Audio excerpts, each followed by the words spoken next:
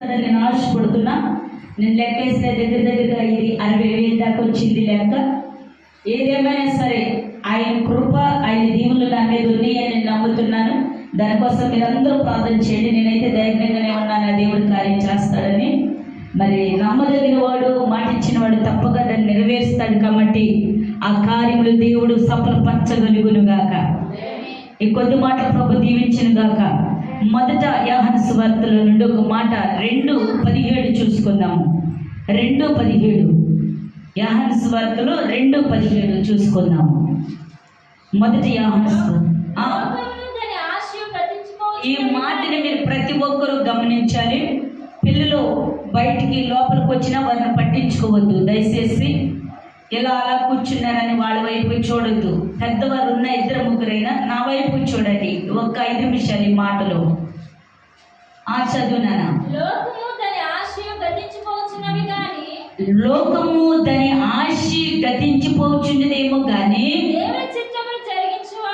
దేవుని చిత్తము జరిగించేవాడు గట్టిగా చప్పట్లు కొడుతూ దేవుని నామాన్ని గట్టిగా హల్లెలూయా హల్లెలూయా. ఈ లోకము దాని ఆశ గతించిపోతేమో కానీ దేవుని చిత్తం ప్రకారం నెరవేర్చగలిగిన వారు ఎలా ఉంటారంట? నిరంతరం నిలిచి ఉంటారంట. హల్లెలూయా హల్లెలూయా.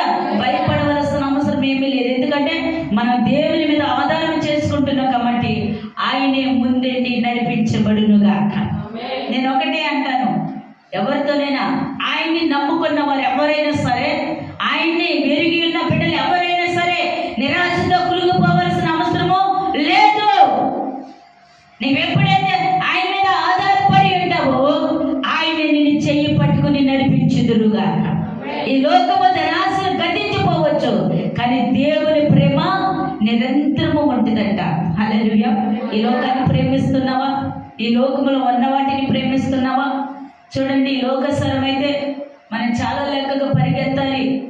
అనేకమైన వారి ఇళ్ళ దగ్గరికి పరిగెత్తాలి, చెయ్యి చాపాలి. కానీ నువ్వు దేవుని మీద ఆధారపడి ఉంటే నువ్వు నిలబడిన కాడే నా దేవుడు మహిమ కార్యాలు చేస్తుదురుగా. హల్లెలూయా. నిజంగా నాకు నిన్నటి దినాన ప్రార్థన చేసేటప్పుడు ఒక మాట గుర్తొచ్చింది. ఈ ధర్మేశ్వరులో నేను ఎంతగా బాధపడుతున్నా. నేను ప్రార్థన చేసేటప్పుడు ఒకసారి ఒక ఆమె నన్ను పాయింట్ పెడతాకు రమ్మని పిలిచేది. నిజంగా నాకు పాయింట్ పెడతాం అంటే తెలియదు. నేను అనుకునేదాన్ని ఆ పాయింట్ అంటే ఎలా పెడతారనేదాన్ని. కొబ్బరికాయ చేతిలో పెట్టి ఇలా తిప్పితే ఆ నీళ్ళు ఎక్కడుంటే అక్కడ ఆగిందంట. అది చాలా దాని మించి మరీ